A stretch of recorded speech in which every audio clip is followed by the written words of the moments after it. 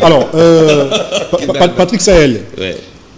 Il est temps tout de même pour vous d'accepter que Félix Tshisekedi a ramené Paul Kagame dans son champ. Je ne voudrais pas limiter cette victoire, prétendue victoire, autour de M. Félix Tshisekedi, le président de la République, bien qu'étant garant de la nation. J'en viens, très cher frère. Oui, mais diplomatiquement, cette fois-ci, il a gagné. Ben, bien sûr. Moi, j'ai toujours dit, ce n'est pas ici que je vais me dédire.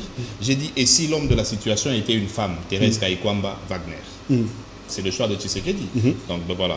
Si pour avoir choisi Thérèse, il a bien fait. Aujourd'hui, nous en sommes où nous sommes là. Bravo. Très bien. Bon, je voudrais d'abord éradiquer quelques hérésies. Ok? De qui?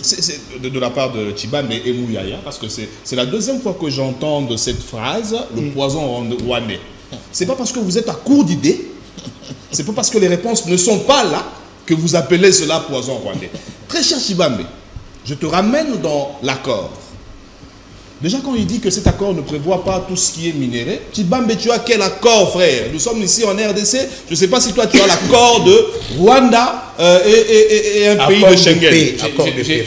J'ai bien dit, nous avons l'accord de paix et non un accord sur le minerai. C'est ça là mes propos. Oui. Cadre d'intégration, laisse-moi finir. Ok, donnez des Laisse-moi finir. Je vous laisse finir. Le point 6. Point 6. Cadre d'intégration économique régionale. Ok.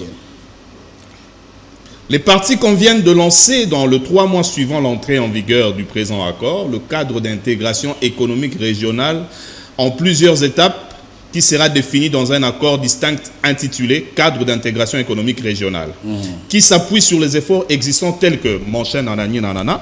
Je reviens. En particulier pour la population des régions. À partir des ressources naturelles, la région grâce au partenariat. Monsieur Tshibambe, tu as vu ça? Est-ce que c'est ça l'accord de minerai dont vous faites allusion? C'est ça l'accord de minerai? Tu peux me laisser finir. Tu peux me laisser finir. Vous m'avez posé la question. Écris. J'étais en train d'écrire quand tu balançais tes inepties. En vrai, les hérésies et inepties sont venues de toi. Allez-y. Bon, ce qui me fait mal dans cet accord, c'est plutôt le point 4. Qu'est-ce qui des réfugiés déplacés internes et considérations humanitaires. Oui. Il n'y a pas très longtemps, nous avons vu Kagame, Paul Kagame, qui disait qu'il y aurait 200 000 réfugiés congolais sur le sol rwandais. Où sont-ils aujourd'hui? Et quand on a signé cet accord, il ne s'était pas arrêté là-bas. Il a dit à part de 200 000 réfugiés congolais sur le sol rwandais, il y en a 300 000 en Ouganda et 250 000 au Kenya. Si on fait les calculs, il y aura au moins 850 000 personnes qui voudraient bien rentrer chez nous au Congo. Ce sont des Congolais tous, selon Paul Kagame. Selon Paul Kagame. Il y a 300 000 Congolais au Kenya, 200 000 chez lui et 250 000 en Ouganda. C'est pas une façon de ramener le Rwandais chez nous? Mais c'est clair comme l'eau de roche. Imaginez qu'on ait 850 000 personnes qui nous viendraient du Rwanda, Kenya et Ouganda pour arriver chez nous. Et demain, s'ils signent une pétition disant qu'ils voudraient bien devenir indépendants, est-ce que vous voyez ça, vous? Est-ce que vous voyez ce que vous avez signé? Qui est allé vérifier que ces 250 000 qui sont au Rwanda ou en Ouganda sont réellement les Congolais? Parce que, vous savez qu'ici, chez nous, il y a un débat qui accepte certains Tutsis congolais. C'est ça le problème. Les Banyamuleki. Les Banyamuleki, les Congolais, les amis de Patrick Guissaro ou Alexis Guissaro, les amis de Patrick Mouyaya qui disaient que le Kinyarwanda est une de langue congolaise. Chers frères, demain, dans quelle situation nous allons nous retrouver? Est-ce que cet accord ne serait pas un piège ou danger pour les années à venir? Quand on aura plus de 850 000. Imaginez qu'ils arrivent 850 000 et qu'ils fassent des enfants. Dans 2 ans, ils seront 5 millions. Oui. Dans 2 ans, ils seront 5 millions. Et après quelques temps, une pétition, nous déclarons... Parce que le 25 février, vous ne lisez pas, c'est ça le mal, vous ne lisez pas. Vous ne lisez pas.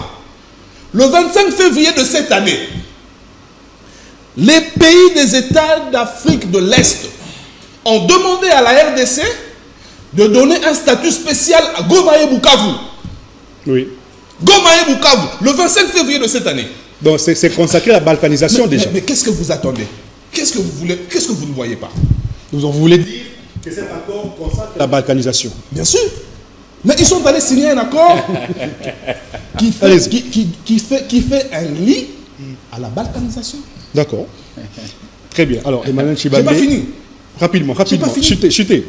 Très cher Emmanuel, Moi, j'aime la paix. J'acclame. Tu sais qu'il dit merci d'avoir amené la paix à l'Est. Mais à quel prix? Parce que demain, j'ai relevé lors de la première prise de parole qu'il y aurait désormais l'armée rwandaise chez nous pour traquer les FDLR. Oui. Pendant que ces réfugiés seront rentrés, nos soi-disant frères congolais qui sont au Rwanda, au Kenya et en Ouganda, pendant qu'ils seront chez nous, il y aura l'armée rwandaise sur terrain. Il y aura aussi l'armée congolaise. Quand deux armées veulent collaborer, parce que dans cet accord, on parle de la cohabitation aussi. Oui. La cohabitation. Désormais, nous allons cohabiter avec l'armée rwandaise et l'armée congolaise. Eux, au moins, ils ont 850 000 personnes de plus. Imaginez la suite. Très bien. Tshisekedi a signé cet accord parce que c'est un monsieur qui aime la paix. Même très cher président, je vous lance un message. Je ne vous accuse de rien. Nous voulons tous la paix. Mais les gens que vous avez envoyés signer cet accord, après cette signature, lorsque l'accord serait effectif, regardez de près et ouvrez l'œil le bon pour qu'on ne mette pas au Congo les Rwandais qui nous viendraient de l'Ouganda, de Kenya et du Burundi. Pour consacrer la balkanisation. Imaginez qu'aux États-Unis, il y a des Rwandais qui vont demander l'asile avec des passeports congolais. Oui. Ils étudient au nom du Congo. Demain, ils vont finir là-bas, ils viendront travailler dans leur pays. Désormais, leur pays, c'est quoi? Déjà, nous avons un ministre rwandais ici qui travaille. Même en Angleterre. Oh. Vous voulez dire quoi? Guizaro, c'est rwandais? Mais bien sûr. Bien sûr, c'est un Rwandais, le ministre des Infrastructures. Votre ministre, moi je ne suis pas dans ça. C'est pourquoi où sont nos 32 millions de Kinshasa se retrouvent? Donc Alexis Guizaro, c'était rwandais. Mais c'est vrai, mais vous savez, c'est ça Banyamulenge selon Tshisekedi, non? Oui, oui. On le connaît comme Banyamulenge congolais. On n'a pas de Banyamulenge congolais ici. Les Bassoukons chez eux.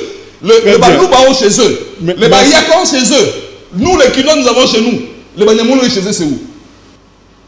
Dis-moi, frère. Alors, Emmanuel Tshibambe, tenant compte de ce que Patrick Sahel avance comme propos, c'est très dangereux pour le Congo. À venir, on a l'impression que Félix Tshisekedi a